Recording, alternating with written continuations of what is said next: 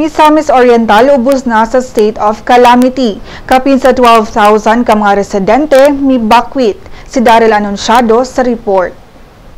Misamis Oriental ubos na sa state of calamity. Human gikusukuso sa bagyo ang mga tulay ug mukabat 21 ka mga balay sa probinsya.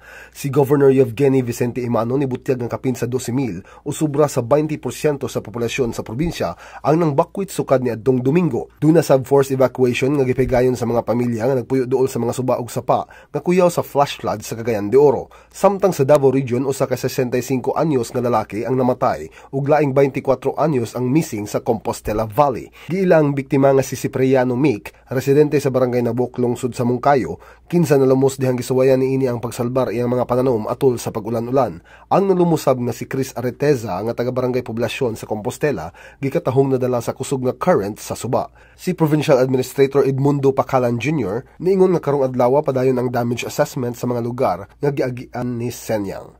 Kini si Daryl Anunciado alang sa Sunstar, Pilipinas.